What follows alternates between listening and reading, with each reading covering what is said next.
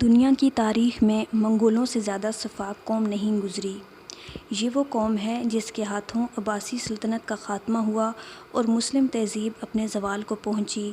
ان میں انسانیت نام کی کوئی چیز نہیں تھی۔ یہ لوگ جانوروں سے بدتر، انسانی خون کے پیاسے اور کسی مہذب معاشرے کے قانون اور اقدار سے اجنبی تھے۔ چنگیز خان کہا کرتا تھا کہ مجھے سب سے زیادہ مسرت دشمنوں کو فتح کر کے، ان کا تعاقب کر کے، ان کے گھر والوں کی آنکھوں میں آنسو دیکھ کر، ان کے گھوڑوں کی پشت پر سواری کر کے اور ان کی بیٹیوں اور بیویوں کو اپنے تصرف میں لا کر ملتی ہے۔ منگولوں نے بخارا جیسے شاندار شہر کو، جس میں عالیشان محلات اور وسیع و عریض باغات تھے، جلا کر راکھ کر ڈالا۔ انہوں نے سمرقند میں 10 لاکھ افراد کو قتل کیا، جبکہ خوارزم شہر میں 12 لاکھ افراد کو تہہ کیا۔ بامیان شہر کو انہوں نے صفحہ ہستی سے اس لیے مٹا ڈالا کہ وہاں ایک منگول شہزادہ اپنی جان سے ہاتھ دھو بیٹھا تھا۔ اس جرم کی پاداش میں منگولوں نے شہر کی اینٹ سے اینٹ بجا دی۔ حکم یہ تھا کہ ماؤں کے پیٹ میں بچوں کو بھی زندہ نہ چھوڑا جائے، چنانچہ ماؤں کے پیٹ پھاڑ کر وہ بچے بھی مار دیے گئے جو ابھی پیدا بھی نہیں ہوئے تھے۔ منگول جہاں جاتے وہاں انسانی کھوپڑیوں کے مینار بناتے، ہزاروں لاشوں کی اجتماعی قبریں بناتے اور جانوروں کو بھی قتل کر ڈالتے۔ کہا جاتا ہے کہ ہرات میں ان وحشیوں نے 16 لاکھ انسانوں کا قتل عام کیا۔ ان شہروں کی تباہی کے نتیجے میں ہزاروں دانشور، شاعر، اسکالر، مصور، لکھاری سب مارے گئے۔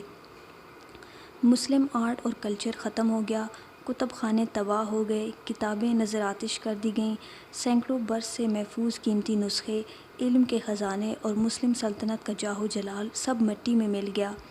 وہ مرغزار شاہراہیں اور وادیاں جہاں زندگی دوڑتی تھی، دیکھتے ہی دیکھتے ویران ہو گئیں۔ 1258 میں چنگیز خان کے پوتے ہلاکو خان نے بغداد پر حملہ کیا۔ بغداد اس وقت مسلم شان و شوکت کا مرکز تھا۔ مورخین کے مطابق 34 دن تک بغداد میں 18 لاکھ انسانوں کا قتل عام ہوا۔ بغداد کی گلیوں میں خون کی ندیاں بہتی نظر آئیں اور دریا کا پانی بغدادیوں کے خون سے سرخ ہو گیا۔ معتصم باللہ، جو اس سلطنت کا آخری حکمران تھا، اسے منگولوں نے گھوڑوں کے سموں تلے روند کر کچل دیا۔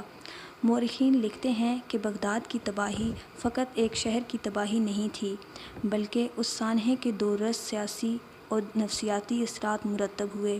خلیفہ کو مسلم امہ کا روحانی سربراہ سمجھا جاتا تھا اور بدترین دور میں بھی خلیفہ کو اتحاد کی علامت کے طور پر جانا جاتا تھا۔ بغداد اس وقت خلافت کا مرکز تھا۔ خلافت بھی ختم ہوئی، مرکز بھی تباہ ہوا اور خلیفہ کو ذلت آمیز شکست ہوئی۔ بغداد اس دور میں علم و ادب کا گہوارہ تھا۔ بغداد کی شکست و تباہی کے ساتھ سب کچھ ختم ہو گیا۔ کتابوں کے عظیم خزانے، آرٹ کے نادر نمونے، فلسفے اور سائنس کا وہ علم جو کئی سو برس کی محنت کے بعد کشید کر کے بغداد کی درسگاہوں میں پڑھایا جاتا تھا، سب دنیا سے مٹ گیا۔ مساجد، جامعات، ہسپتال، محلات، لائبریریاں سب نظر آتش کر دی گئیں۔ عظیم شاعر سعدی نے اس زمانے میں شیراز میں بیٹھ کر بغداد کا نوحہ لکھا، جسے اب تک فارسی شاعری میں سب سے رقت انگیز نظم سمجھا جاتا ہے۔ ایرانی اور عرب، جنہوں نے دنیا کو اعلیٰ پائے کی علمی اور سائنسی تحقیق سے نوازا، سقوط بغداد کے بعد پھر کبھی متحد نہ ہو پائے۔ عربی، جو صدیوں تک ایران میں مذہب، سائنس اور فلسفے کی زبان رہی تھی اور تمام حکماء اور سائنسدان اسی زبان میں تحقیق کرتے تھے، سقوط بغداد کے بعد اس زبان کا اشتراک بھی تقریباً ختم ہو گیا اور دوسری طرف سائنس اور فلسفے پر عربوں کی بالادستی کا عہد بھی تمام ہوا۔ ایک ایسی شاندار سلطنت جہاں علم و حکمت کے چشمے پھوٹتے تھے، فلسفی اور حکماء مذہب اور خدا کے وجود پر بحث کرتے تھے، سائنس کی تحقیق جہاں اپنے عروج پر تھی، ادب و فن کے شاہکار جہاں تخلیق کیے جاتے تھے، آخر ایسا کیا ہوا کہ اسے منگولوں جیسی وحشی قوم نے نیست و نابود کر کے رکھ دیا؟ اس کا جواب ہم کسی اور ویڈیو میں تلاش کریں گے۔ لیکن وہی تاتاری جنہوں نے عباسی خلافت کو تباہ کیا، خود ان کی سلطنت زیادہ نہ چل سکی اور وہ صفحہ ہستی سے ایسے مٹے کہ دوبارہ کوئی نام لیوا ہی نہ ہوا۔ اس کے برعکس مسلمانوں کے کیس میں ایک معجزہ ہوا۔ بغداد جیسی عظیم تہذیب کی تباہی کے بعد کوئی سوچ بھی نہیں سکتا تھا کہ مسلمان دوبارہ کبھی عروج حاصل کر پائیں گے، مگر فقط 200-250 سال کے عرصے میں ہی سلطنت عثمانیہ کو عروج ہوا، جو یورپ سے لے کر افریقہ کے طول و عرض تک پھیلی۔ برصغیر میں مغلوں کی سلطنت بھی ایک علیحدہ مثال ہے۔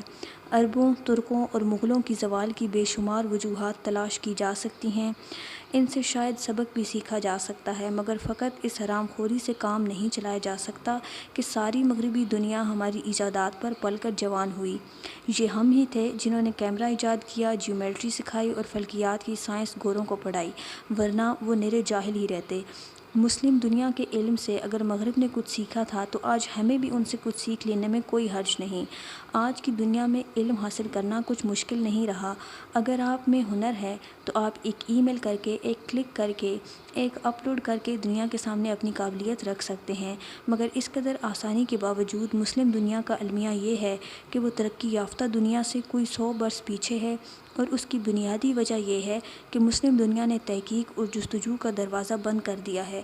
بظاہر مسلم ممالک میں بڑی بڑی شاندار جامعات ہیں، وہاں دنیا کے بہترین استاد تعلیم دیتے ہیں، قابل اسکالر وہاں پر ریسرچ کرتے ہیں، مگر یہ کسی بھی طرح مغربی جامعات کی تحقیق کا مقابلہ نہیں کر پا رہے۔ اکیلی اسٹینفورڈ یونیورسٹی کے نوبیل انعام یافتگان کی تعداد پوری مسلم دنیا کے نوبل انعام یافتہ افراد سے زیادہ ہے۔